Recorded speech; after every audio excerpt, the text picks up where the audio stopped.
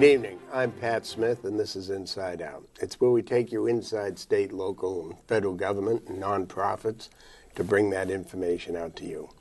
Helping me do that tonight from the nonprofit, the Montgomery County Homeless Coalition, is Debbie Ezrin, and she's the Director of Communications and Development for that. Welcome. Welcome. And thank you for coming in. It's my pleasure. How did this coalition come about? It's not a part of the county government at all. It's just called Montgomery County Coalition for the Homeless. But so in the late 80s and early 90s, when homelessness was first showing its face in Montgomery County, there was a lot of activists in the community who were trying to figure out solutions. Different people were doing different things, and they all came together. And in 1990, Montgomery County Coalition for the Homeless was formally founded. And in those early years, it was in fact a coalition. But almost 27 years later, it is now a full-fledged independent nonprofit organization with a $15 million budget and 150 staff members spread throughout Montgomery County, serving about 1,600 men, women, and children every year. wow, it's amazing. Yeah. And timely that you're in here in the winter months. That's when homelessness is really, really a severe problem. Mm-hmm, it is. And we still have a lot of it here in Montgomery County, huh? We do. On any given night in Montgomery County, there are about 1,000 people experiencing homelessness, of which about 23% are children. So it's a huge problem in the county, but something that we feel strongly that if there's any county that can end homelessness, it is Montgomery County.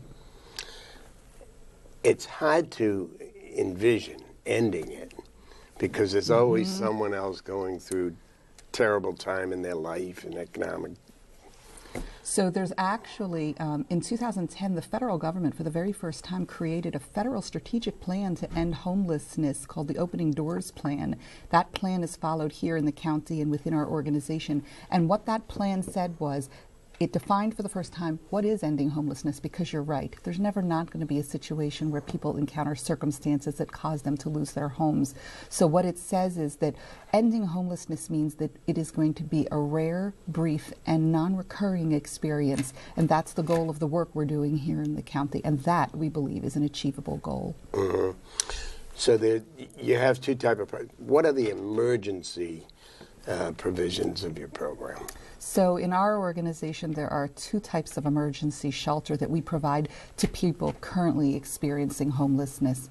The largest program that we have, and the most visible one to the community, is the county's main men's emergency shelter on Goody Drive, our Home Builders Care Assessment Center. And that facility serves about 800 men every year in the county. Beyond providing those individuals with basic needs of meals and shelter, showers, laundry services, we have as many services as we can on site to make it accessible for clients to reach their goal of ending their homelessness. So on site we have medical care, psychiatric care, we have an employment program, we have a mobile dentist van that comes every other week. We do as much as we can. All of our clients there have the ability to access case management services so that they can meet with social workers and housing locators to figure out how are they going to end their homelessness. So that's our largest program in emergency care. We do have a smaller program in emergency services called Safe Havens. And what Safe Havens is for people who are currently experiencing homelessness who have the most pervasive needs. They have severe and persistent mental illness. They are not typically receiving any type of psychiatric care, medication to address those needs. They have typically been experiencing homelessness for extended periods of time. So we serve about 50 people living in that experience, both men and women throughout the county. Almost 3 years ago, the U.S. Department of Veterans Affairs came to our organization and saw that this Safe Havens model was very, very effective for a population within people experiencing homelessness, and they asked us, could we do something similar for veterans? And so for almost 3 years now, we have been operating a Veterans Safe Havens program, serving both men and women. Okay, so now, do they go in the Safe Haven program? Are they on Goody Drive as well, or are they different? Some are, but others are in residences spread throughout the county. And what about the women? Same. So, well, in our Safe Havens, those are also throughout the county. The women's shelter for the county that is comparable to our main men's shelter is run by another nonprofit organization, and they have a shelter in Rockville. Where in Rockville is that located? Actually, it's currently on Wilkins Avenue, but in the next month it's getting ready to move up to Taft Court. They're opening up a brand new women's shelter. All right, so that'll be in the same neighborhood. Yes, they will be right down the road from us. What? How many men does that shelter hold? It's a pretty good sized place. It is a good sized place. So in the summer months, we have the capacity to serve 60 men due to funding limitations, not really physical capacity. And in the winter months, we call it hypothermia season, and our contract with the county increases our capacity to 235 men. We can have about 115 sleep in the actual facility on Goody, and then about 5 minutes down the road off of Crabs Branch, we have an overflow shelter where we can sleep the additional men that we serve during those winter months. Okay. But on average, it's 800 in the course of a year. In the course of a year, and at this time of year in the winter months, we average about 180 men a night on a typical night. Now, you mentioned the employment program. Yes. What is that, to assist them in gaining employment? To assist men who are either unemployed or underemployed. So it helps them write resumes, how to search for a job online, how to prepare for an interview. For some men, it is as much as going into basic computer skills. Many of the men we serve who've been experiencing extended periods of homelessness have very limited, if any, computer skills. So we really meet clients where they are, but the goal is to help them seek employment to increase their income, which is, of course, a huge component of ending their homelessness. And how long can they stay at the shelter?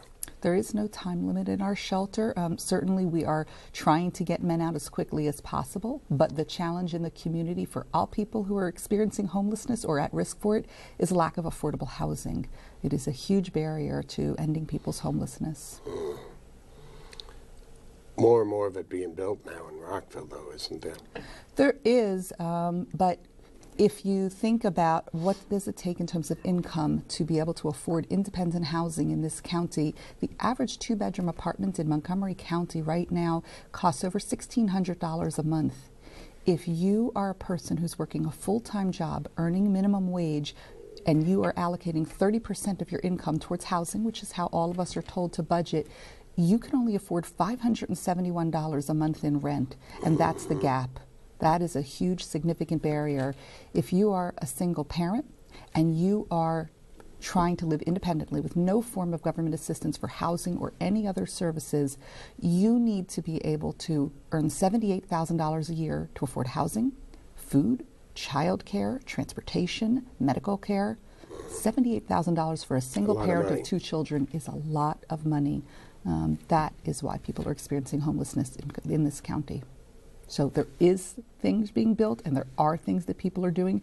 In our own organization, we have an affiliate nonprofit called Coalition Homes that is specifically trying to develop additional affordable housing specifically for people who are experiencing homelessness to end their homelessness. So it's a goal for our organization, but we can't do the work alone. There's a lot that needs to be done. Now, I understand the difficulty in affordable housing here in Montgomery County, but at a rate of $570 a month, I don't know what county you could get a 2-bedroom apartment for. Yeah, so that's why there's a lot of talk in the county about increasing the minimum wage, because that's at today's minimum wage standards. There's a lot of reasons why we believe it would be a very, very good thing, but we understand the reasons why it is a hardship on businesses, and it would be a hardship on the county to be able to do that as well. But you know, that is a piece of the pie, but it is in our programs why we are trying to focus for all of our clients on increasing their employment so that they do have more income and have more than $571 a month for housing.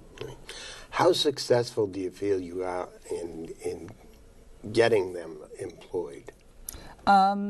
I don't have exact statistics on that right now, but it is something that we're constantly working on. What I can say about the effectiveness of our programs, the other half of our programs besides emergency shelter is what's called permanent supportive housing. And permanent supportive housing is the way to end people's homelessness. It means that they have a permanent home, they have deep rental subsidy, and they have ongoing support from our staff to make sure they never return to the experience of homelessness again. We serve about 400 households across the county living in that situation. 97% of them don't return to the experience of homelessness. We're very effective at what we do in supporting our clients' housing goals. So do you rent the locations for them? Do you own them? Or? Both. Both? Both, yeah. So all of the clients in our permanent housing programs, whether they live in buildings that we own or are owned by our affiliate Coalition Homes, or if they're renting apartments in the private market, which is a lot of the clients we serve, every client pays 30% of their income towards rent. And that 30% is whatever the dollar amount is. It is regardless of whether that income is from entitlement benefits, employment benefits, or a combination of both. And the balance of their rent is taken care of by vouchers that they have access to or funding that we have. And the vouchers, who's paying for those? The county? Some are the county, some are through HOC, through federal funding. It just depends on the program that the client's in and what the source of that funding might be. Now, you mentioned a very important element of the shelter being medical care, particularly psychiatric care, and then the medications that they need to stay on. Yes. Is that still available to them after they leave the shelter? So at the shelter, do they come back for their treatment and their appointments? They don't come back to the shelter for treatment, but they are referred when they exit. There's an exit plan for them so that they can continue to access those services within the community, depending on how they're ending their homelessness. Interesting. How about, is the medication paid for by the county? So psychiatric care at our men's shelter is through another nonprofit called Cornerstone Montgomery. We partner with them, so they manage all of that, and that comes through their funding sources. And we do bill through, Cornerstone bills through Medicaid for the men at our shelter. Okay. So Cornerstone bills Medicaid. That means the individual has to apply for Medicaid and be eligible for it. Yes, that's one of the jobs of our case managers at the shelter, is to help our clients access those benefits when they come into shelter if they don't already have them. Understood. Now, who does the cooking? You know what? That's a wonderful question. So our shelter does not have a cooking kitchen, but we do serve the men 3 meals a day, every day. And we are so fortunate to work in a generous community like Montgomery County. Volunteers do all of the cooking, and they have to do the cooking in their kitchens because we don't have a cooking kitchen. We can warm food up and we can serve food, and we certainly have refrigerators and freezers. So we have somebody in our organization who coordinates with people in the community who want to serve a meal to the men in our shelter. We do all the scheduling online to make it easy for people to sign up and find out what do I do and where do I go. It is extraordinary, the meals that come in. They are diverse cuisines and different people. There's a lot of congregations who do the food. Corporate groups will do it. Groups of family and friends will get together and pitch together in someone's kitchen and bring meals into the shelter. It is really one of the most wonderful parts of our shelter, is to have the community really engage with the men and support them in a very direct and meaningful way. That's wonderful. When we come back, we're going to have Debbie Ezrin's contact information for those of you viewers who would like to get involved in volunteering some small amount of time to maybe do a meal a month or something. You're watching Inside Out. I'm Pat Smith. We'll be right back. No more pencils, no more books, no more teachers, dirty looks. School's out! For summer. What this place needed was better graduation rates. So we worked with schools like Henry Ford High, and now they're up 18%. To help us do more good this year, go to unitedway.org, because great things happen when we live united. Welcome back. I'm Pat Smith. You're watching Inside Out, where we take you inside state, local, and federal government and nonprofit organizations to bring information out to you. Helping us do that tonight is Debbie Ezrin. She's the Director of Communication and Development at the Montgomery County Coalition for the Homeless. A mouthful. Debbie, just before the break, we were talking about feeding 3 meals a day, 365 days a year, to, in the wintertime, 200 men, and in the summer months, 80, 90 men. And you don't have a cooking kitchen. Correct. How is this accomplished again? This is all done through volunteers in the community. We welcome volunteer groups from congregations and corporate groups and groups of friends and family who generously prepare those meals in their kitchens and then bring it to our kitchen to serve our clients. The easiest way to get involved and figure out how could you do that is to go to our website, www.mcch.net, and you will easily be able to find exactly how to prepare a meal, where do you go, and schedule it all online. We try to make it as easy as possible for people to figure out when could they come and do this, and it's a really wonderful experience. In the math, doing the math on it, it's about 1,100 meals in the course of a year. That's exactly right. It's amazing what happens, and during this time of year, in these winter months, we ask our donors to provide a meal for 200 men each time they come, and we don't really have a lot of trouble getting people to say yes. We live and work in an incredibly generous community. We're very fortunate, and our clients, most importantly, are fortunate to have so many people who have compassion and want to do something that's so personal by serving and preparing meals. So for any of the viewers that belong to a group that wants to be involved in the community and do something well worthwhile, they can contact. Yeah, go to our website. That's the easiest way. We try to put everything online, make it easy for people to say yes, get involved. Okay. Now, I know you had a goal to end veterans' homelessness. Yes. By the end of this year. By the end of 2015, actually. 2015? Mm-hmm. And how did that go? That was an extraordinary thing that happened here in Montgomery County. As I mentioned earlier, it is a federal strategic plan, for 10-year plan of ending homelessness across the country. And one of the goals of that plan nationwide was to end veteran homelessness by the end of 2015, with the very idea being that anybody who served this country so honorably should never experience homelessness. And so that plan has been adopted here in Montgomery County, and it is what drives our organization's work.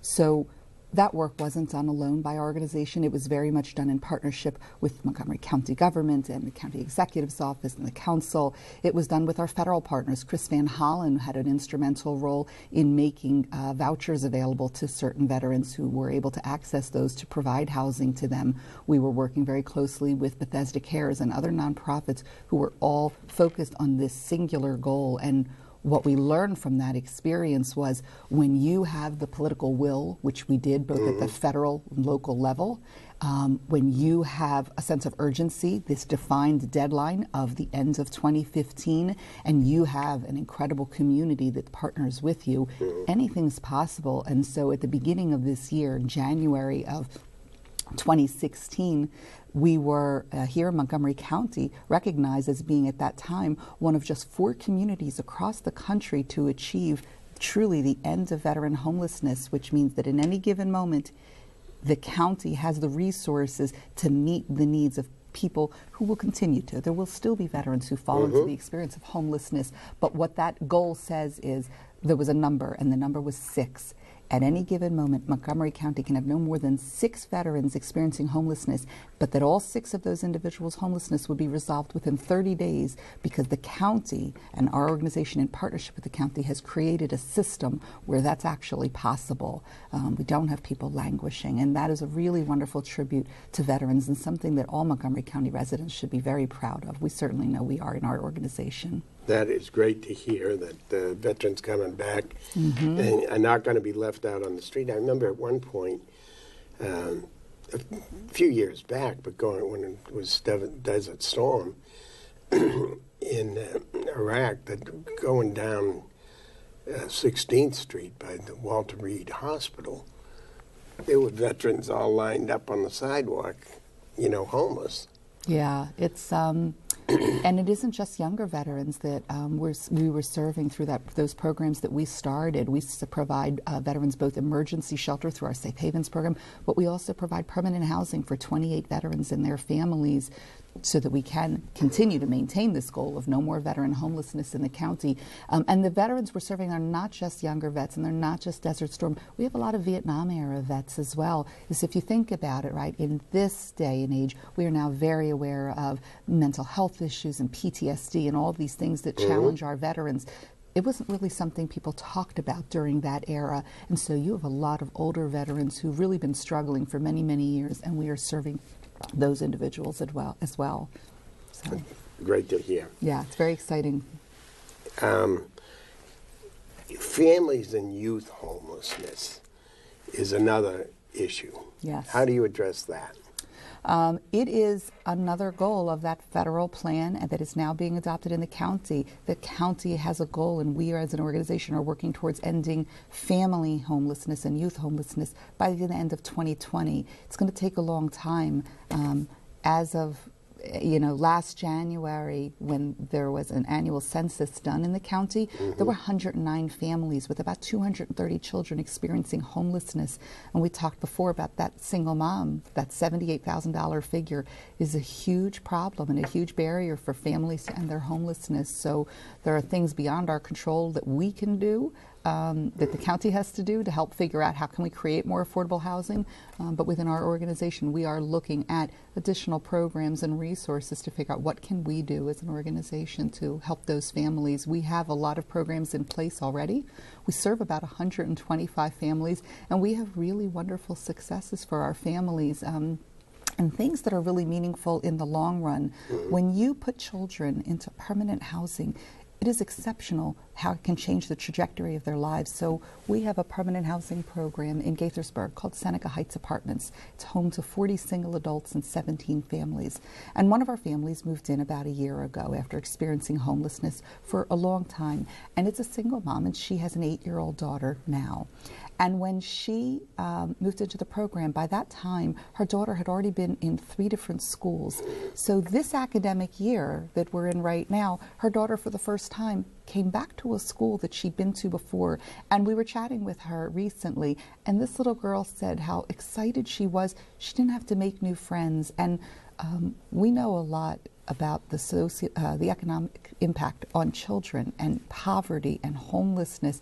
It really stunts their social growth and their behavioral growth and academic growth. And when you keep bouncing around and you keep experiencing that trauma of homelessness, it's very devastating to children.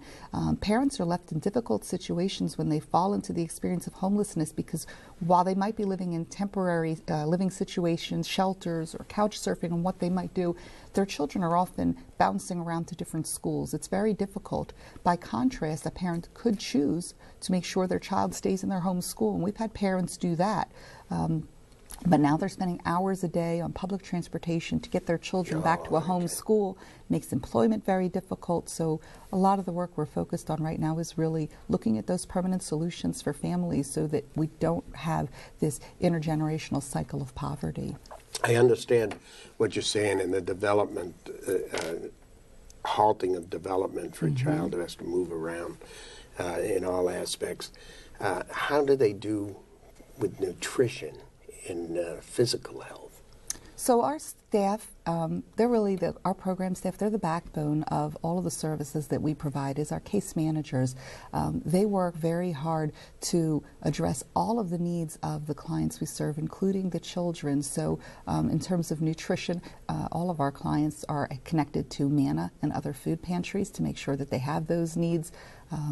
We have staff who really focus on nutrition in a way that you wouldn't even imagine. We recently took in a client into permanent housing. He'd been experiencing homelessness for 15 years. And so it isn't enough to get somebody connected to MANA or to get food stamps or whatever they're entitled to get. It is then figuring out to teach people like that, how do you maintain nutrition? So one of our staff recently was telling me a story about this man that we just moved into housing, and after 15 years of experiencing homelessness, he took the man to the grocery store for the first time in all these years. And this client was paralyzed. He didn't know what he was supposed to do. He had no idea how to pick food. He was floored at the prices. And so our case manager said, just let's be calm. Let's look at this together. What do you like to eat? And the client said to him, well, the only thing I know I don't want is peanut butter and jelly. I've had an awful lot of that in 15 years. Yeah. That is the kind of intensive care that a lot of our clients need, and that is what our staff does. So it is a very complicated job they have to be able to get people on a path to living a very different life than they had been accustomed to while they were homeless.